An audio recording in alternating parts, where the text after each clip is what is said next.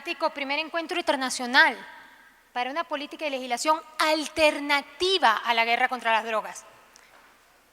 Verdaderamente me siento como pez en el agua. Después de tantos años, ya 25 años estudiando la materia, tanta impotencia, tanta necesidad humana de desmontar los prejuicios y las falsas creencias, encontrarnos en un escenario privilegiado como este, donde la defensa pública, institución Nobel del sistema de justicia ecuatoriano, junto a este variado grupo de colegas, investigadores, amigos, estudiantes, medios, agentes sociales, cada uno y todos a la vez, con una posibilidad de que no solamente abramos el debate, que ya de por sí es valiosísimo, sino de que hagamos un balance que de hecho ya mis compañeros han avanzado de manera significativa, de modo que intentaré en estos 45 minutos no repetir, sino tratar más bien de sintetizar, de reordenar y de contarles que durante todos estos años, aquella primera vez cuando escribimos Drogas y Justicia en el año 1992, hasta este momento, recorriendo muchos caminos, hemos tratado este fenómeno complejo desde la perspectiva de lo jurídico penal, sus principios, la dogmática, desde la perspectiva de la realidad, desde la geopolítica de las drogas. Y en esta ocasión quería compartir con ustedes una dinámica particular que tiene que ver en la correlación del sistema penal, las drogas y la violencia urbana, usando como ejemplo, porque obviamente le conozco más, al caso venezolano. Estamos refiriendo a ya más de 30 años del desarrollo de la violencia delictiva cotidiana en Venezuela, vinculado a la aplicación inescrupulosa y quizás con una de las versiones más represivas del continente de la guerra contra las drogas en el país. Si nosotros vemos estos escenarios,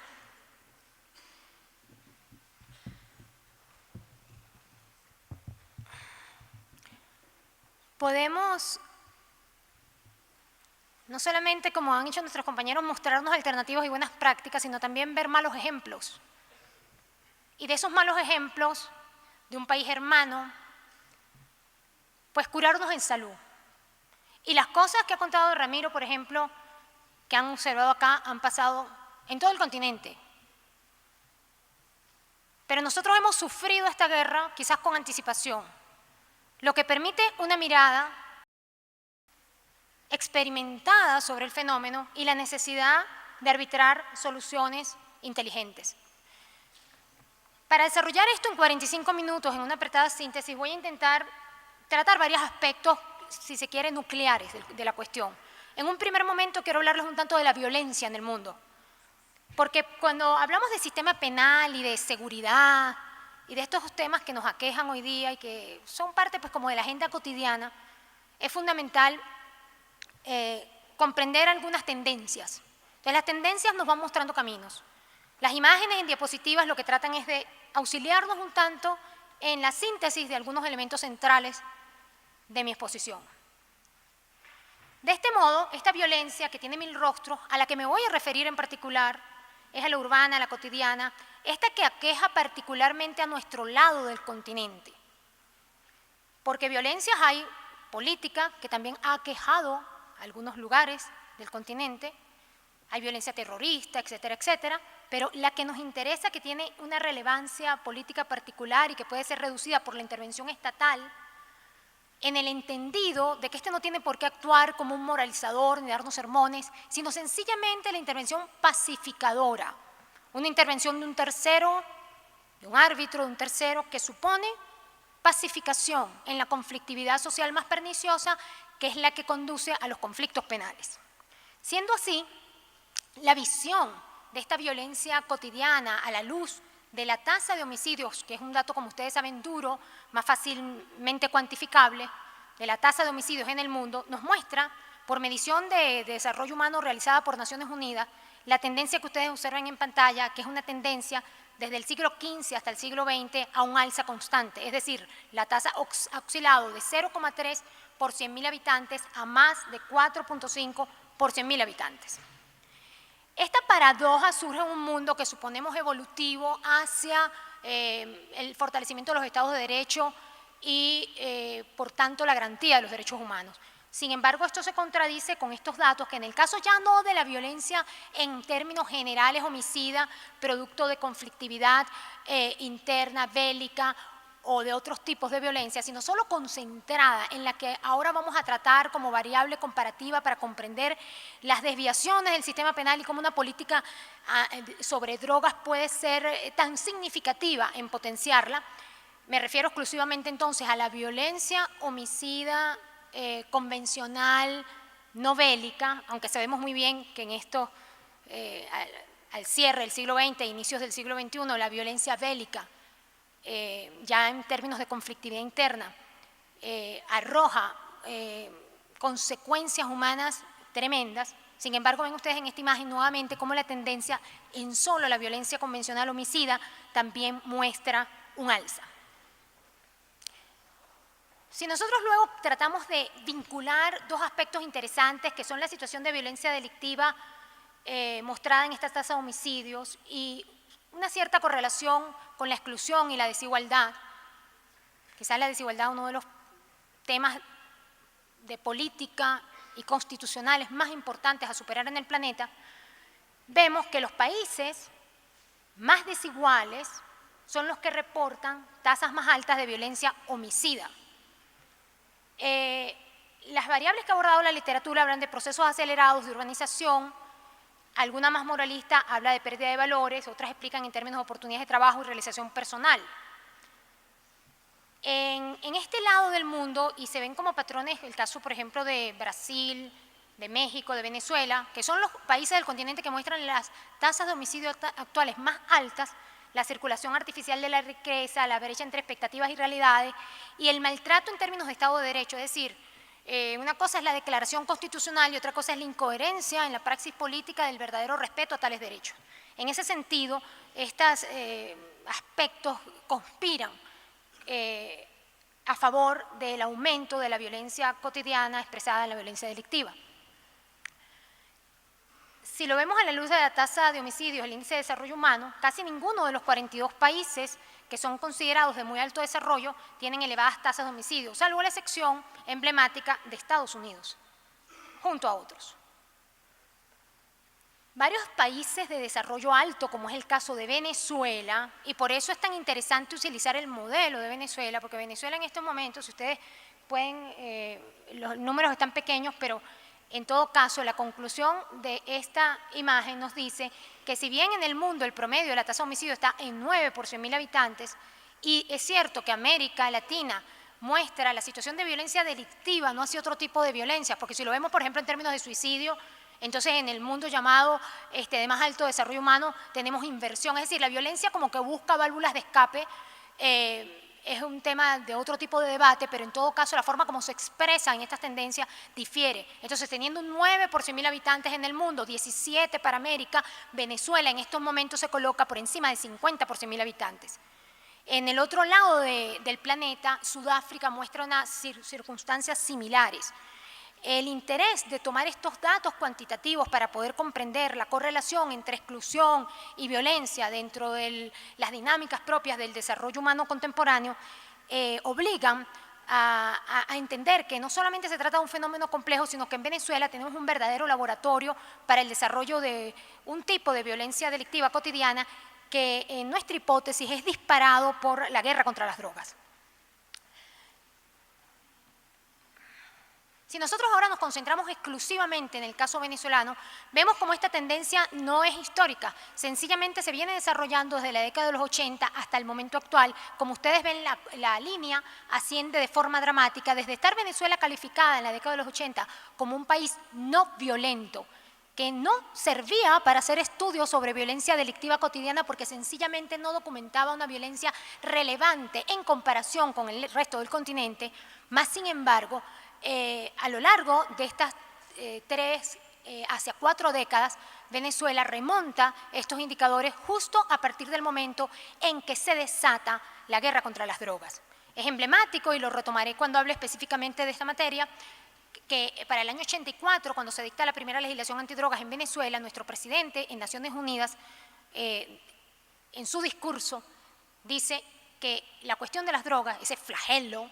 es un tema de seguridad mundial de la humanidad. Noten ustedes que aquí entonces se trasciende el concepto del bien jurídico de salud pública hacia la vinculación del control antidrogas con los temas de seguridad. De esta forma, vamos reportando cómo era Venezuela y cuánta violencia delictiva reportaba y cómo ha aumentado tal violencia delictiva y cómo ha respondido el sistema penal. Justo en esa misma década de los 80, Venezuela planteaba una situación socioeconómica dramática debido a la sujeción a las dinámicas del Banco Mundial, entre otras circunstancias similares en los países de la región. Fíjense ustedes que, por ejemplo, la legislación bancaria, que era fundamental reeditarla, porque había una quiebra financiera económica que dejó en la calle a miles de venezolanos, no obstante, lo que sí se dictó con furor fue la legislación contra las drogas, no así la legislación bancaria financiera de corte socioeconómico y de gran importancia política y constitucional. ¿Qué pasa entonces cuando la presunta intervención pacificadora del Estado no solamente no resulta, sino que es más perniciosa, cuando comporta una inyección de violencia cotidiana y urbana mayor que acentúa la exclusión? Bueno, este es precisamente el rostro de la violencia que quiero compartir con ustedes hoy, considerando esa enseñanza de Albert Camus, cuando nos hace ver que en la política lo fundamental no es que todos persigamos un determinado fin. En el mundo de los políticos nos hablan mucho del fin, de la felicidad o del bienestar de todos, pero ese no es el tema es cómo lo alcanzamos. El tema es qué tan democrática, plural, compartidamente coproducimos las soluciones, qué tan democráticamente arbitramos los medios para definir ese destino común en la discusión, en el debate y en el disenso. Que si algo maravilloso tenemos es la capacidad y la posibilidad de disentir. Entonces, ¿cómo construimos democráticamente ese destino común? En esa idea, tomando esa idea de filosofía política clave para cualquier constitucionalismo, es que podemos allanar un camino posible para el control penal. Por supuesto, las investigaciones precedentes han sido contundentes en demostrar que esto no ha sido lo que ha colmado la política antidrogas, más bien llenada de irracionalidad, y si lo vemos en términos de teorías jurídicos penales, lesiva, por supuesto, de los principios más fundamentales. Noten ustedes que para el caso venezolano estos datos del aumento de la tendencia de la tasa de homicidios es correlativo también a la tendencia en la tasa de encarcelamiento. Sabemos que en el mundo entero hay una tendencia al aumento del uso de la prisión, Neil Christie lo cuenta bellamente. Este aumento para Venezuela en la última década es muy, muy elevado. Hemos tenido altos y bajos. En la década de los 80 hicimos un gran esfuerzo por descongestionar las cárceles y por romper una circunstancia tremenda del continente, que es la disparidad o desproporción entre procesados y condenados, siendo por supuesto la población procesada para aquel entonces por encima del 70%. Nos costó llegar a los albores del año 2000 con una reforma procesal penal para volver a la cifra 50 y 50, para ahora nuevamente volver a tener una amplia banda en la zona de los procesados, de la prisión sin condena. Y cuando ustedes esta idea que estamos viendo ahora en términos abstractos y generales, la vayamos centrando en los datos que nuestras investigaciones han arrojado sobre la aplicación de la legislación antidrogas en Venezuela, van a notar cómo es crítico el comportamiento de la legislación y muy particular dentro del sistema penal, es decir, ahí los márgenes de impunidad en términos relativos se tergiversan de forma tal que hay hiperactividad del sistema de justicia para los casos de droga, mientras que hay la impunidad, que es una regla universal, en el resto de los delitos de violencia delictiva que aquejan al país, pues se va haciendo muy, muy ancha. Esto tiene que ver específicamente con la forma como responde punitivamente el sistema penal ante una circunstancia de dinámicas sociales como es el aumento de la violencia cotidiana y un remedio pésimamente impartido como es la política antidrogas. De ahí que la idea explicada por Colette, por los compañeros, sobre qué es esto de la guerra contra las drogas, nos permite comprender que esta estrategia internacional de control punitivo del fenómeno, denominado ideológicamente en el sentido peyorativo del término narcotráfico, asociado hoy día de manera muy dura al crimen organizado y al terrorismo, ha tenido un desarrollo histórico que no es el caso recontar aquí, pero que nos permite ver la tendencia internacional, algo que comienza con la Carta de las Naciones Unidas en la posguerra del año 45 y se va fortaleciendo con instrumentos claves y etapas que en el mundo occidental dicen: la etapa relativa a la fundación con la Convención de 1961 declara la guerra contra las drogas en términos de erradicación. Bien se explicó qué significa esto. Recuerdo que la convención decía, anecdóticamente, que erradicaría los cultivos de marihuana en 8 años, en el año 61. Vean lo que tenemos y el daño ecológico y humano que se ha causado tras 40 años de su aplicación, 50 ya. Vean ustedes que esta convención entra en una nueva etapa que va hacia el control de los precursores y el financiamiento, es decir, un ensanchamiento del espectro punitivo durante la Convención de 1988, que en la región se consolida y llega a ser ya reeditado en unos términos muy significativos en el año 2000, ya como crimen organizado con la Convención contra el Crimen Transnacional de Palermo. Esta tendencia a que sustituimos la utilidad o funcionalidad de la guerra contra las drogas en términos económicos, de poderes económicos mundiales, en términos del orden económico internacional, en términos de dominación geopolítica, emblemáticamente mostrado en la militarización de los Andes y sufrida por nuestros países, especialmente los de la comunidad andina. Esta circunstancia evolutiva de la tendencia llega a tener como, digamos, un clímax entre el 61 y el 2000, pero del 2000 para adelante, y eso es lo que quiero que vean para Ecuador y para el resto del continente, se reedita en una nueva forma que pretende sustituir de manera radical lo que sería un derecho penal normal, un sistema penal que algún día soñamos, aquí en ese horizonte de proyección, usando la expresión de Zaffaroni, que se humanice, que respete más lo que proclama, que tiene obviamente los mecanismos para poder reducir su impacto negativo y sus consecuencias negativas, y más sin embargo en esta década ya comienza a desarrollar esta fuerza de la delincuencia organizada, dentro de la cual se incluye el narcotráfico, aun cuando por supuesto en las dinámicas contemporáneas y de la vida misma no solamente tenemos el lado duro, sino que también tenemos fuerzas emancipadoras, como de hecho esta posibilidad de dialogar aquí, y de esa manera en la Cumbre de las Américas del año 2012, a raíz de también una tendencia emancipadora proclamada por grupos de presidentes, académicos, colectividades, se comienza a mostrar una crítica y un desmontaje de lo que sería la política antidrogas en los términos que ha sido vigorizada militarmente durante ya 50 años. Pero ojo, la advertencia importante es: si no entendemos que hay una redición del otro lado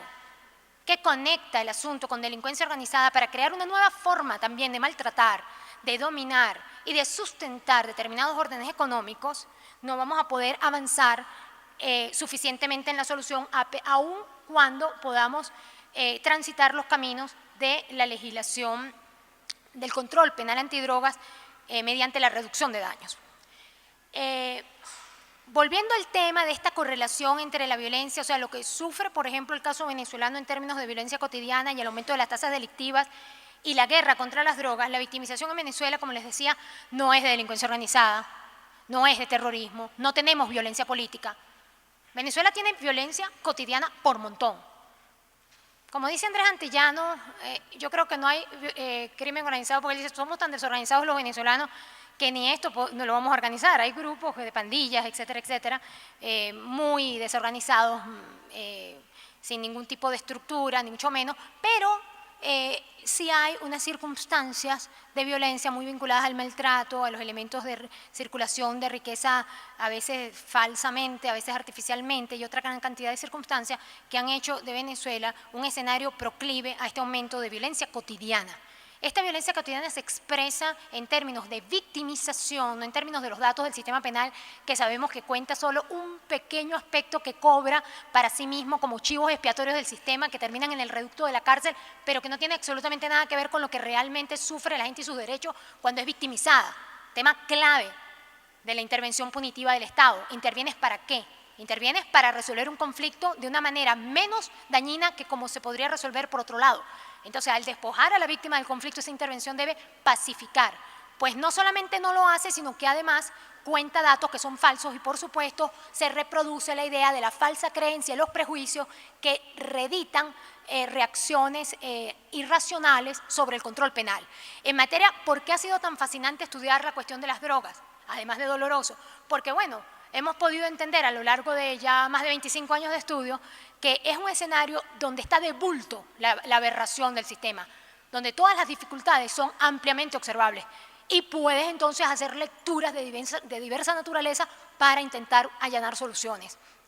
Siendo así, Venezuela entonces en este momento se ahoga con violencia delictiva de homicidios, secuestros, robo, hurto, extorsión, estafa, es decir, anda es por ese camino, no por otro. Pero la guerra contra las drogas, por supuesto, le pone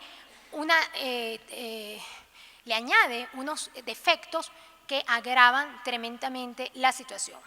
Lo que se observa entonces es contradicciones que se traducen en maltrato, desconocimiento, segregación. La guerra contra las drogas muestra el lado más cruel de esta antipolítica,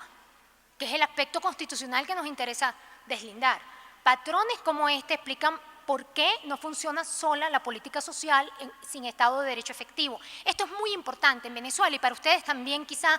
como un relato de lo que allí nosotros hemos vivido. La política social venezolana, esto es importante que lo remarquemos, y ahora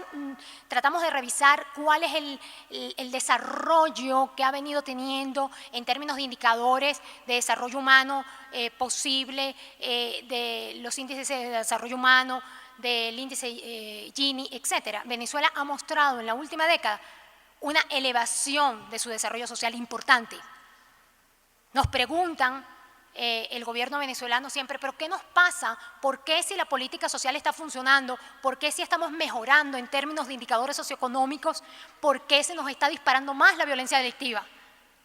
¿Acaso una política social contextualizadora es suficiente para reducir las dificultades de la violencia delictiva? Esta es una pregunta crucial. En un país como Venezuela nos somete a un desafío porque en nuestro caso no ha sido así. En nuestro caso la política social viene avanzando de manera importante, pero la violencia delictiva también.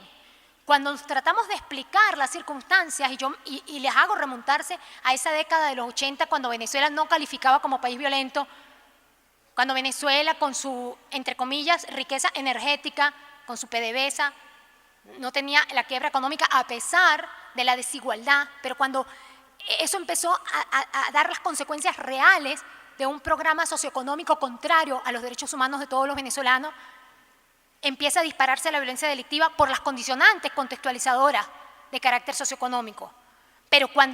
¿por qué entonces ahora que estamos dando la vuelta al revés desde el año 2000 para acá,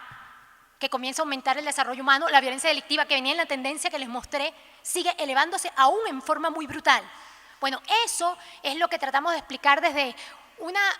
comprensión de las dinámicas intrasistémicas del sistema penal y desde afuera del sistema penal contextualizadoras. Y obviamente hay un elemento crítico que es la falta de fortaleza de un Estado de Derecho efectivo. Tenemos un orden constitucional con un constitucionalismo renovado, magnífico en el ideario político, con fallas como todo producto humano. Pero cuando vamos a la praxis política de lo que tiene que ver con el sistema penal, elementos como la guerra contra las drogas desmontan las capacidades de un orden constitucional que desea desarrollarse para hacerse posible en un ámbito como el sistema penal. Algunos datos sobre el estado de la cuestión, es decir, de la política antidrogas, nos va a permitir observar cómo en un territorio concreto del control penal, donde efectivamente podemos ver los problemas más graves, cómo en ese territorio concreto podemos observar las dificultades del sistema penal, cómo contribuye a la violencia delictiva cotidiana y cómo todo esto, por supuesto, va aumentando las dificultades y tiene un aspecto muy importante, una consecuencia crítica. obstaculización al programa constitucional y de desarrollo humano. En términos que no me gustan mucho, porque a uno le gusta hablar en términos más poéticos, por razones hasta de sensibilidad romántica en la vida, pero no podemos dejar de mirar en términos de costo-beneficio el costo de la violencia que paga Venezuela y que atrasa las posibilidades de desarrollo humano que estamos intentando por muchos medios en la política social. Entonces hay que, por supuesto, revisar lo que está pasando desde la perspectiva crítica y tratar de resolverlo. En materia de lo que podríamos denominar el sistema penal antidrogas, ¿qué hemos observado? No hay tiempo para yo recontarles cómo ha evolucionado o involucionado la legislación penal antidrogas venezolana, en términos generales toda la legislación, pero sí les puedo mostrar, por ejemplo, como un dato contextualizador de la política antidrogas en particular, las reformas penales en Venezuela de la última década, qué tendencia muestran, qué caracterizan. Tenemos un código penal reformado en el 2005 que viene vetusto, hemos tratado de hacer uno nuevo, así como maravillosamente están tratando ustedes con el Código de Garantías Penales, pero en nuestro caso el código no va por ese camino minimalista, sino que va ni del derecho penal mínimo ni garantista, no, en lo absoluto, va por unos proyectos que ya van por más de 1000 tipos penales. Pero sabemos que todos nuestros países, si tienen un código penal con 500 artículos, en el resto de la legislación punitiva y otros 500, de modo que estamos montados, incluso en Europa y en muchas partes del planeta, pues en 1500 tipos penales, de los cuales, por supuesto, solo se aplica una pequeña parte, que es la que muestra buena parte de la aberración del sistema penal desde la ley. En Venezuela, entonces, reeditamos esa ley del 84 en el 93, la dictamos en el 2005 y ahora en el 2010. Pero a la vez dictamos, con un debate muy caldeado, desde el 2000, la legislación contra delincuencia organizada, que ahora se vuelve a dictar, incluyendo financiación del terrorismo en un país donde no hay terrorismo. Ojo con ese dato. En Venezuela la cuestión de las drogas no era importante, no era relevante, pero el control penal criminógenamente construyó el fenómeno de las drogas en Venezuela desde la industria del control. Esto es muy importante verlo, porque no solamente no resuelve el problema, sino que lo agrava o lo construye en términos de construcción sociopolítica de los problemas sociales. Bien, esto está pasando con delincuencia organizada en Venezuela y, por supuesto, tiene los otros elementos que coadyuvan. Por ejemplo, violencia contra la mujer, que se supone ser un área emancipadora, en Venezuela da cabida a que el debido proceso no sea violado, sino mucho más violado. Entonces, ni siquiera lo que pudiéramos pensar como aspectos actualizadores de la justicia penal terminan siendo elementos en una suerte de disfraz que creo que usa el control represivo, que es que a cada rato se cambia la careta y va buscando nuevas caretas, y se los voy a mostrar específicamente en la cuestión de las drogas, para reeditar la forma represiva que denomino de modo sencillo maltrato, que hace que el sistema penal coadyuve a unos intereses completamente contrarios a lo que proclama y que nada contribuya al emblemático fortalecimiento de un Estado de derecho constitucional idealizado en nuestra Constitución, que es bastante hermosa, pero que luego cuando va a la praxis política se ahoga en todas estas dinámicas represivas que tienen factores desde culturales hasta, por supuesto, la impronta económica, que quizás es la más significativa. De este modo, la jurisprudencia tampoco es que nos ha hecho un gran favor. La jurisprudencia ha llegado al extremo grave de declarar el delito de narcotráfico como un delito, ojo, a los juristas, de lesa humanidad. No hay nada más nefasto que mezclar la necesidad de control penal cuando se trata de delitos graves contra los derechos humanos con el tema de control penal de delitos transnacionales, como el tema de las drogas o el tema de delincuencia organizada. La mezcolanza entre estas dos esferas genera unas distorsiones aún mucho más graves en el desarrollo del sistema penal. Siendo así, en ese contexto, la legislación sobre drogas venezolana nos ha dado el siguiente balance. La norma penal tipo venezolana, que sirvió como llave de ingreso al sistema penal en el año 84, era la que incriminaba la mera posesión, el mero porte, detentación, tenencia, como quiera que le llame las distintas legislaciones en el continente. En Venezuela, esta figura fue la que llenó las cárceles del año 84, con aproximadamente el 20% de la población mediante la idea, insólita desde el punto de vista de la tipicidad penal o de la constitución del núcleo del tipo en la conducta, de configurar un mero porte que no era dirigido ni a traficar, o sea, no se iba a distribuir, vender, donar, regalar, nada, y tampoco iba dirigido al consumo. Este acertijo es importante porque uno no sabe a qué puede ser dirigida una conducta que no era tal, de tener una mínima cantidad de droga y no usarla ni para esto ni para aquello. Pero a pesar de la insólita irracionalidad de la construcción típica,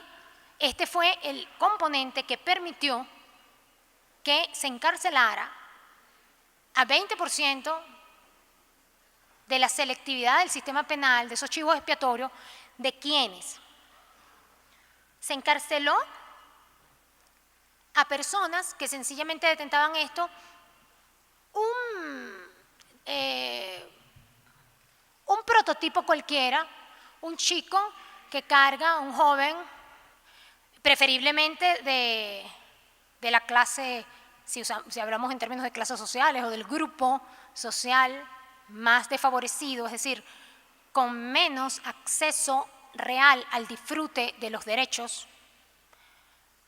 2 gramos de marihuana en el bolsillo derecho del pantalón, ni siquiera en el izquierdo, si era zurdo había un problema incluso, porque era tan prototípicamente construida la forma de criminalización que tenía allí la droga, terminaba con una condena de 8 años de prisión, año 84. Quiero insistir nuevamente que hoy esto se ha reeditado. Ya voy a contar cómo la legislación, cómo no es tan fácil que las legislaciones morigeren los temas. No es tan fácil que el tipo penal de posesión, que tenía 8 años de prisión en el año 84, ahora solamente tenga 1 o 2. Eso no significa que Venezuela ha mejorado su legislación antidrogas. Quien lea las legislaciones antidrogas y no haga el análisis contextualizador con todas las dimensiones que comporta, desde la teoría jurídico-dogmática hasta la geopolítica de la droga, no va a poder comprender cómo el tipo penal que sirvió para aumentar la violencia delictiva en Venezuela, violar los derechos humanos de un enorme sector de la población, criminalizar a la pobreza, criminalizar a la juventud, condenar por 8 años, cómo puede 30 años más tarde tener una pena de solo 1 año, 2 años y ser funcionalmente el mismo. Esto es lo que nos interesa ver, el detalle que a veces define mucho de lo que tenemos y de lo que no tenemos. Esta investigación sobre esta estancia carcelaria asegurada la hicimos hace 20 años. Estudiamos con casos en los tribunales y con levantamiento de información cuantitativa de primera mano, directa, fuentes directas. El delincuente prototipo, por consiguiente, del momento, era un joven varón de las clases populares de oficio, obrero, siempre portaba los 2 gramos en el bolsillo derecho del pantalón. Un querido amigo juez una vez preguntó en una investigación policial, a ver, el señor es zurdo, ¿cómo es eso que en el bolsillo derecho? Porque lo tenían impreso. La estancia carcelaria asegurada a los 8 años, la salida de la prisión a una edad relativa de 26 años, con alta profesionalización y un destino obviamente incierto. Piensen entonces en indicadores que contribuyen a la construcción de la violencia delictiva.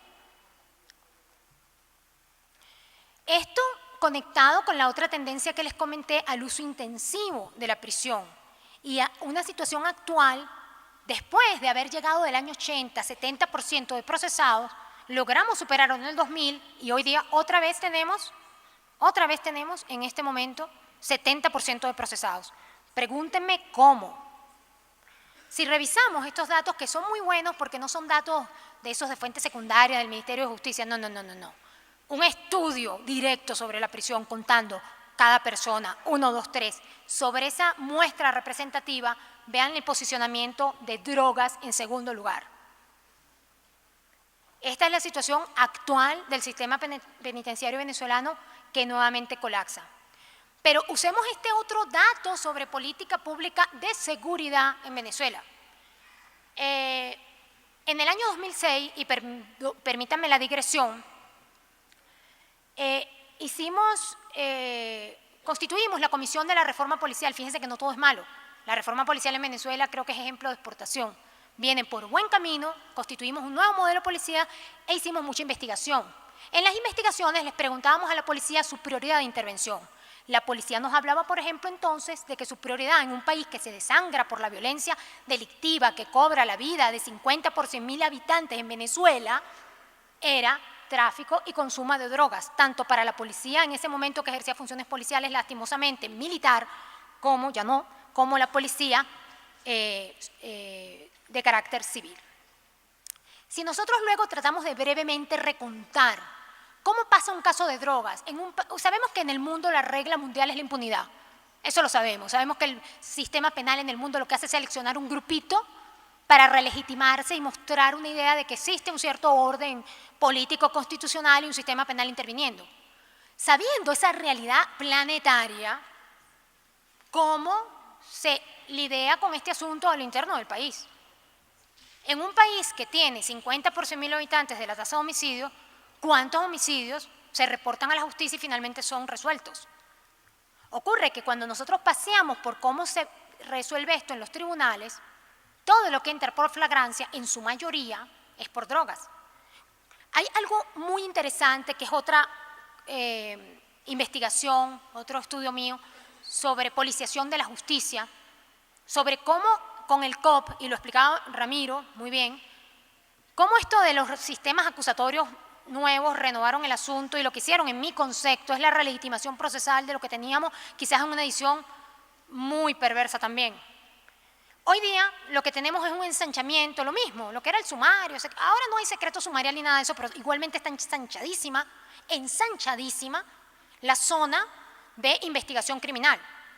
que incluye, por supuesto, la flagrancia. La flagrancia es el contacto directo en la calle, lo que la policía selecciona, o sea, la policiación de la justicia es obvia. También determina la condena por la forma como recaba las evidencias.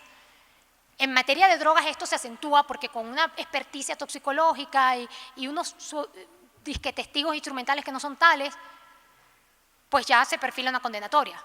La persona queda detenida, pero si además es lesa humanidad y no se sabe si es narcotráfico o posesión, entonces igualmente queda encarcelada. Tenemos esa gran cantidad de población procesada por N cantidad de droga o incluso por no haber tenido ninguna droga, porque entonces vienen todos los casos de abuso de poder. Siendo así, sin embargo, en Venezuela, si llegamos en ese ensanchamiento de la investigación, hay un acto que se llama en materia procesal conclusivo que dice, bueno, de aquí sí vamos a un juzgamiento eventualmente. Bueno, para llegar allí, que es la zona ancha del embudo del sistema penal en términos de justicia o de juzgamiento penal, esa zona, cuando vemos cómo se resuelve un homicidio, una extorsión, un secuestro, en secuestro ni hablar. En secuestro, hace unos años Carmelo Borrego vino a hablar sobre secuestro acá y se quedó el auditorio perplejo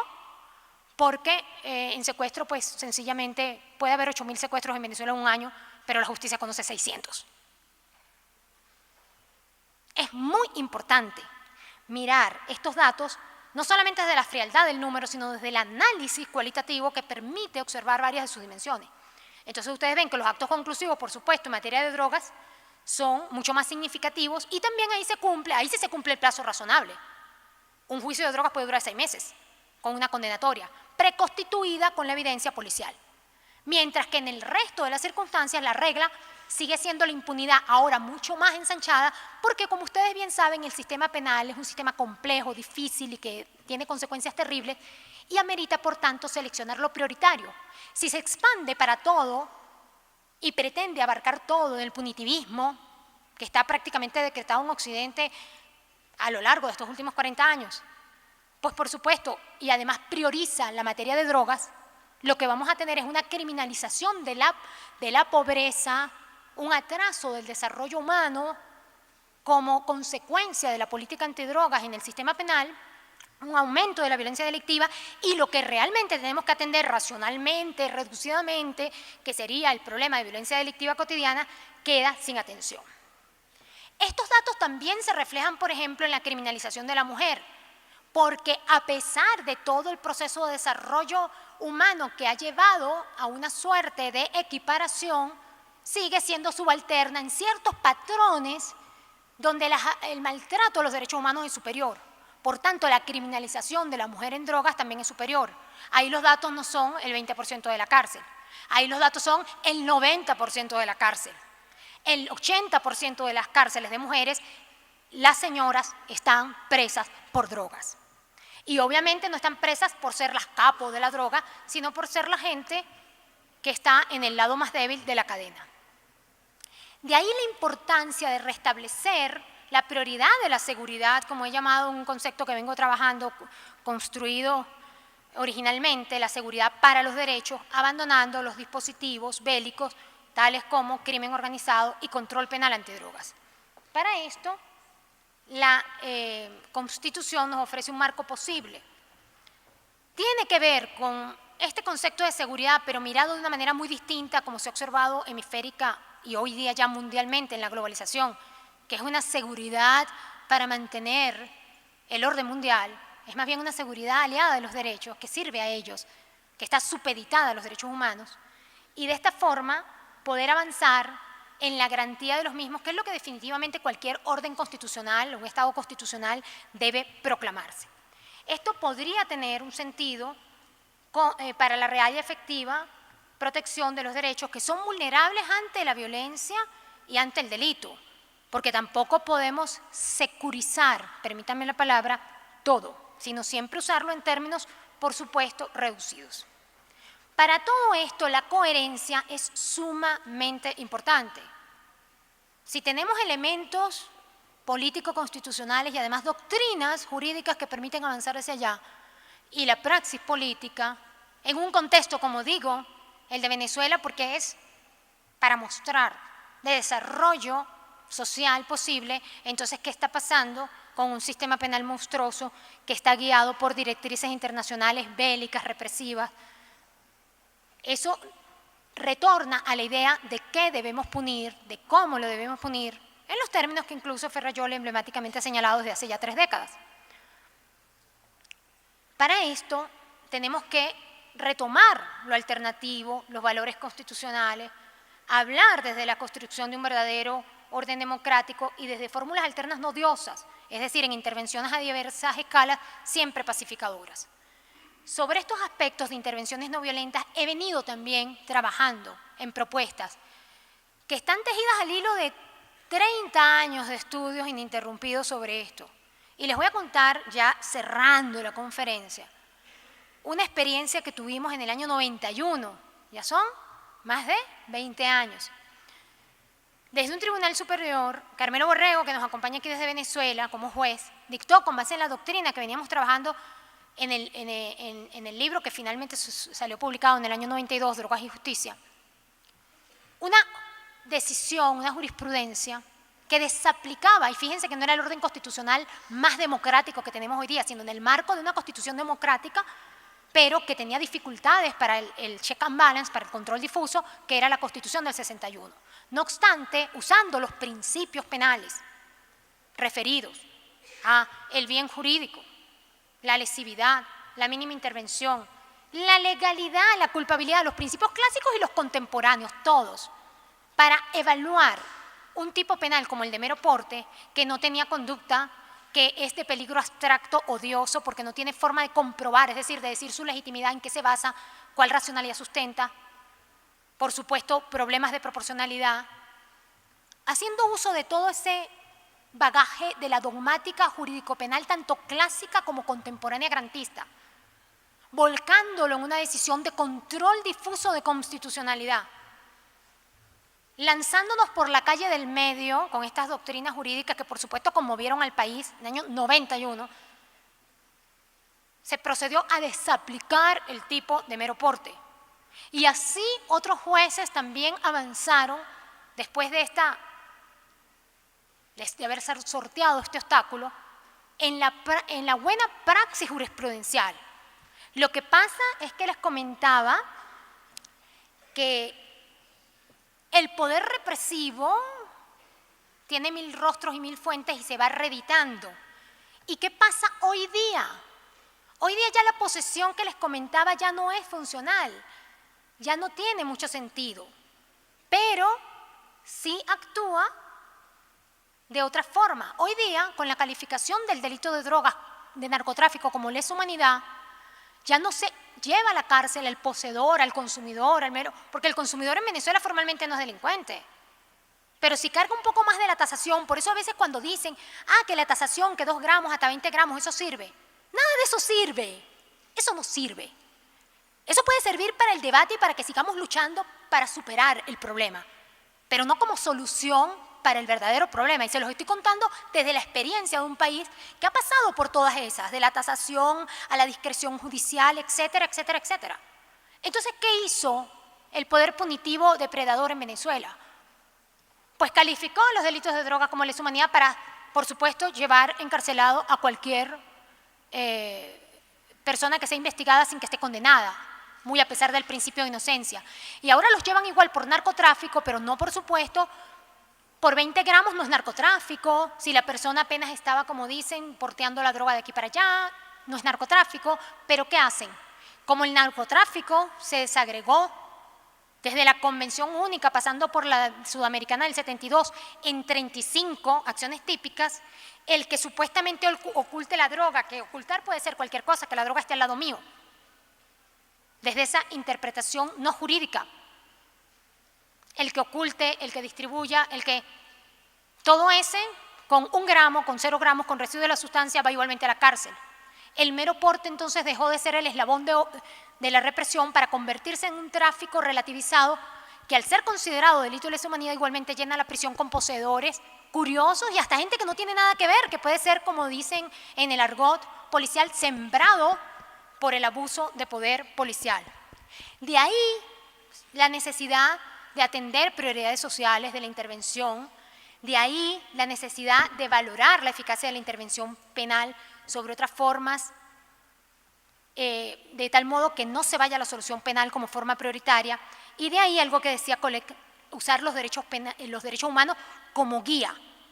Por ejemplo, si categorizamos los bienes jurídicos usando como plataforma el sistema constitucional, obviamente la revisión de los derechos humanos como bienes jurídicos nos va a llevar a una consecuencia jurídica distinta a esa que termina condenando por homicidio igual a 1 gramo de drogas, como bien nos explicaba.